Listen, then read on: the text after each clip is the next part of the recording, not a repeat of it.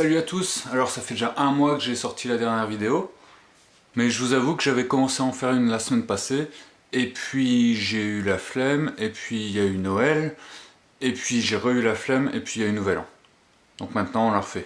Avant toute chose, je veux vous souhaiter une bonne année 2023, en espérant qu'elle soit meilleure que 2022. Enfin, quoi que 2022 n'est pas si mauvais que ça en fait. Je dis ça parce qu'on me souhaite souvent une meilleure année 2023 que celle qu'on vient de passer. Et en fait, ça a été une bonne année pour moi parce que j'ai appris énormément sur moi-même. Je crois que j'ai évolué pas mal là-haut. Et puis il y a quand même cette greffe de cellules souches qui m'offre une perspective quand même vachement positive pour le futur. Donc 2022 n'était pas si pourri que ça, soyons honnêtes. Alors pour les nouvelles aussi, si j'ai mis du temps à mettre une nouvelle vidéo, c'est que je me suis chopé une double otite. Je me suis réveillé un matin avec 38,5 de fièvre et je savais plus marcher. J'ai mis 10 minutes pour aller de mon lit à la table de salle à manger. On est loin des 650 mètres que je me glorifiais d'avoir fait en 6 minutes. Et pour ceux qui connaissent notre maison, elle n'est pas si grande que ça, quoi. Donc j'ai dû passer 2-3 jours au lit avec la fièvre, j'étais vraiment pas bien. Et j'ai senti vraiment un effet sur mes jambes. J'ai eu une semaine d'antibiotiques et je vous avoue que aujourd'hui je sens quand même toujours l'effet. Ce que je faisais avant l'otite et ce que je fais maintenant est un peu réduit. C'est pas la catastrophe, mais c'est un peu réduit quand même. À croire que je marche avec mes oreilles.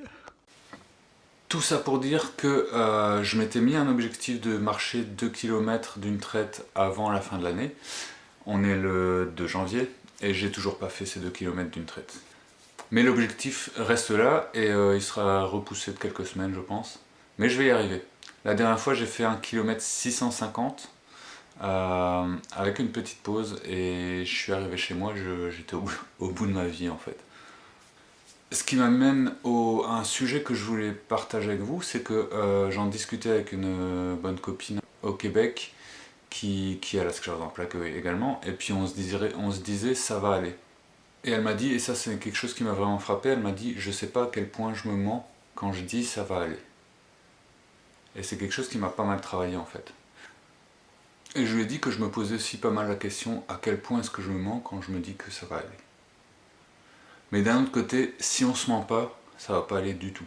Donc autant se dire et se mentir, oui c'est vrai, et se dire que ça va aller, mais c'est ça qui nous porte aussi et c'est ça qui nous fait avancer et qui nous motive à avancer encore plus. Ça me rappelle une anecdote, c'était une infirmière à Gand un matin en me réveillant, elle m'a dit comment vous faites pour être toujours optimiste comme ça et toujours positif. Et je lui ai dit les gens que je connais et qui sont pas positifs, généralement ils ont une vie de merde et j'ai pas envie d'une vie de merde, donc je reste positif, voilà. Et au final, je pense que la méthode Coué, elle est peut-être pas si tort que ça, et que de se dire que ça va aller, va entraîner que ça va aller.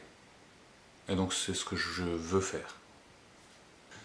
Et c'est ce que je veux vous souhaiter pour 2013, c'est que ce soit une année où ça va aller. On va tout faire pour que ça aille, avec nos limites, avec nos capacités, mais on le fera. Et on lâche rien, toujours.